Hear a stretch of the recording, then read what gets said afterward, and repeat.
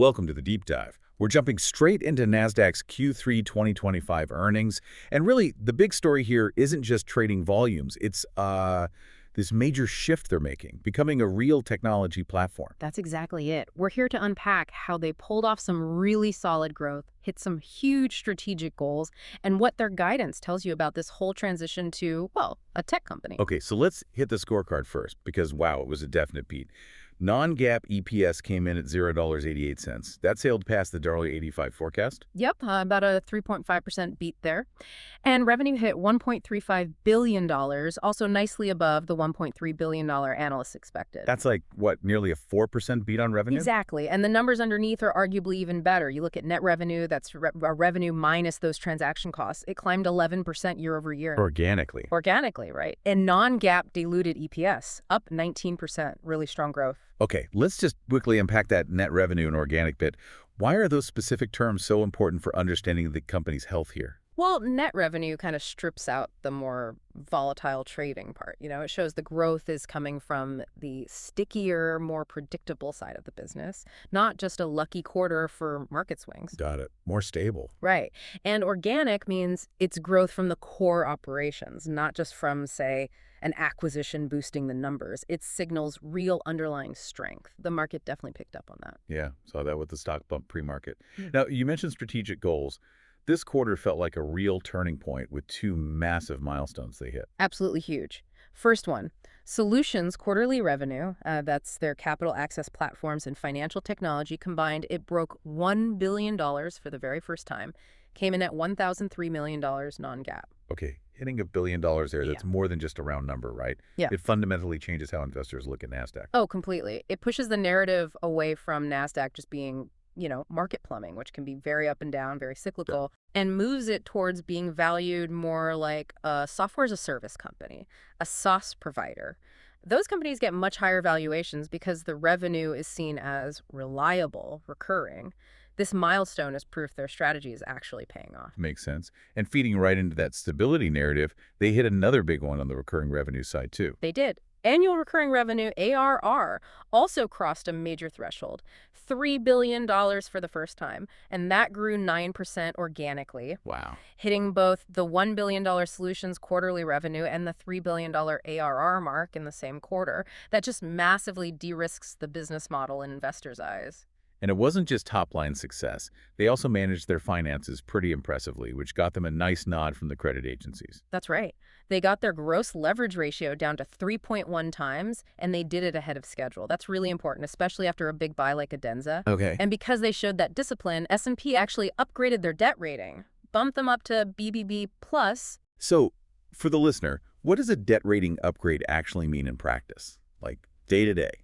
Simple answer. Cheaper borrowing. Better credit means Nasdaq saves money on interest payments. Right. And that frees up capital. Money they can then plow back into the business, into those future-looking things like AI, like tokenization. Basically, the efficiency in the core business is funding the tech transformation. Okay, let's pivot then. If solutions is the future, driving that billion-dollar quarter, which specific parts really shown, let's start with financial technology. Yeah, FinTech had a fantastic quarter. We saw 13% organic revenue growth there and 12% ARR growth. It just shows there's real sustained demand globally for their complex tech. Think risk management, regulatory compliance tools. Mission-critical stuff. Exactly. And they're landing big deals. They mentioned 65 new clients, 97 upsells. But the really interesting part is the cross-selling, what they call the One Nasdaq strategy. The standout example this quarter was signing Goldman Sachs for Nasdaq Verifin. That's their anti-financial crime platform, specifically the consortium-based payments fraud solution. Getting a global Tier 1 bank like Goldman on board is a huge endorsement. Definitely a big win. Yeah. And it wasn't just winning over banks. They got a major nod from a regulator, too, which maybe says even more about how solid their tech is. Oh, that CFTC deal is significant. They signed the Commodities Futures Trading Commission, the main U.S. regulator for derivatives, to use Nasdaq's surveillance tech. For what specifically? For things like digital assets, for 24-hour trading environments. These are complex, fast-moving markets. The CFTC needs incredibly sophisticated tools to monitor them effectively. Choosing Nasdaq is a massive vote of confidence in their reg tech capabilities. Okay, shifting gears to the other big piece of solutions, capital access platforms, or CAP. This includes the index business, the listings business, kind of the traditional heart of the Nasdaq brand. How did that perform? CAP did well, solid 8% revenue growth, 6% ARR growth. The real star within CAP, though, was the index business. Revenue there was up 13%. And what drove that?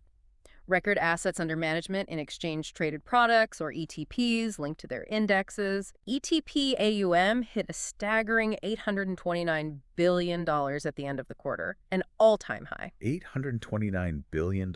Wow, that shows just how popular those Nasdaq-linked investment products are. What about the listing side? IPOs have been a bit slow globally.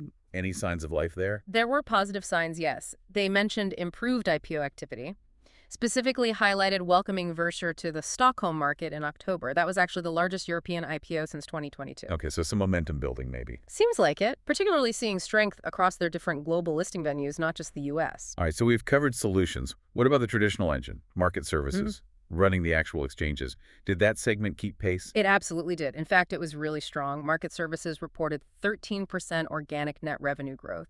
A lot of that was driven by derivatives, specifically U.S. options. Oh, interesting. Why options? Just massive volume. Market volatility tends to boost options trading, and this quarter was apparently historic. The industry saw 6 of the top 10 highest options volume days ever recorded. Wow. So market turbulence, which might worry some investors, is actually a tailwind for this part of Nasdaq's business. It's kind of a built-in hedge. That's a great way to put it. And their dominance in listings continues to grow, too. Get this. Nasdaq-listed stocks now make up 53% of the total industry listings volume. That's up from 49% just a year ago. 53%. Okay, that's market leadership right there. So, summing up the quarter, strong results, hitting key strategic milestones. Let's look ahead now. Management sounded pretty confident about the medium-term outlook, but there was a slight adjustment in the near-term guidance for FinTech. Yeah, just a slight nuance. They expect financial technology revenue to land slightly below the full-year range they previously set. On the flip side, capital access platforms is expected to be at or maybe even slightly above the high end of its range. Hold on. FinTech is the big growth engine, right? We just talked about 13% organic growth. Right. Why would the guidance be slightly below target if it's growing that fast? It's about timing, according to management. Specifically, the timing of when large enterprise deals in client management tech actually convert into recognized revenue. They said they're signing way more big deals, like triple the number this year versus last, but it takes longer for that money to actually hit the books as subscription revenue. Okay, I get the explanation, but doesn't that raise a little flag? If the big deals, the important deals, are taking longer to close or recognize revenue, does that suggest maybe the market adoption isn't quite keeping pace with their tech? That's the tension, isn't it?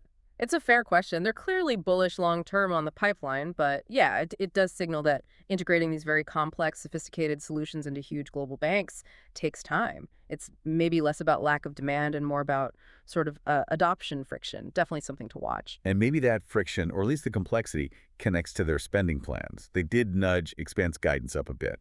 They did. Non-GAAP operating expense guidance is now slightly higher, in the range of $2,305 million to $2,335 million. That reflects the ongoing, pretty aggressive investment they need to make to stay ahead, especially in developing AI and those anti-financial crime tools. Let's dig into that innovation. Digital assets first. This feels like the most forward-looking piece. For sure. Nasdaq filed a really important proposal with the SEC.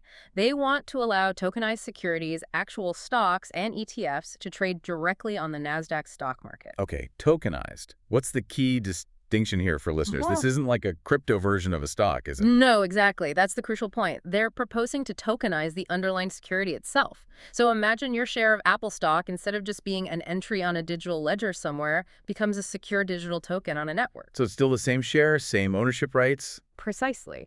But the token form could potentially allow it to be traded and settled almost instantly, 247 maybe across borders, cutting out the days of delay we have now. It's a potential overhaul of the basic plumbing of the market. Really foundational stuff. Very interesting. And on the AI front, this isn't just a plan, right? They've actually launched something. Yeah, it's live. They rolled out the agentic AI workforce from Nasdaq Verafin. You can think of it like like a team of specialized digital employees that work autonomously. Okay, digital employees. What's the first one doing? The first role is the digital sanctions analyst. It's already deployed with clients. Its job is to sift through massive amounts of payment data in real time, identify a potential money laundering or sanctions violations automatically, stuff that used to take huge teams of people. Wow. Automating compliance. Exactly. Speeds things up massively. And they also announced a partnership with BioCatch, bringing in behavioral data to make their anti-crime tools even smarter. And all this tech development, this integration, feeds right back into that cross-selling goal, the accelerate priority, especially using the Adenza acquisition. Yeah. How's that going? It seems to be gaining real steam. They reported 30 cross-sell wins just since the Adenza deal closed. And maybe more importantly, cross-sells now make up over 15% of the entire financial technology sales pipeline. 15% already. Yep. They reiterated they're on track to hit over $100 million in run rate revenue just from cross-selling by the end of 2027. So that one Nasdaq idea seems to be translating into actual dollars. Okay, so putting it all together, strong quarter, clear strategy, big investments in the future. What are the main risks or headwinds management keeps pointing to? Well, the usual external stuff is always there. Market volatility, general economic uncertainty, regulatory changes are always a watch item, especially around digital assets, which could slow things down. Internally, probably the biggest risk is just the dependence on continuing that heavy investment in tech and AI. If they ever take their foot off the gas with R&D, they risk losing that edge they're building. Which brings us back to that core question, really, for you, the listener. Yeah. We started by saying Nasdaq is making this shift, becoming a tech powerhouse. They're proving they could build these next-generation tools, agentic AI, tokenized assets. The big question now becomes about the timing, doesn't it? How fast does the rest of the market aspirin, the big banks, the institutions actually need to adopt all this cutting-edge stuff? Yeah. Will adoption happen quickly enough to justify the pace of Nasdaq's investment and meet those high expectations for growth in the solutions business long-term? They're building the future market infrastructure, but they kind of need the market participants to move into that future at a similar speed. It's a really fascinating dynamic to keep an eye on. Absolutely. But bottom line for Q3, a very strong quarter, clearly showing that solutions revenue driving the bus, backed by serious investment and confidence in their transformation. And that wraps up this deep dive. Hope you feel up to speed on Nasdaq's latest quarter. Thanks for joining us.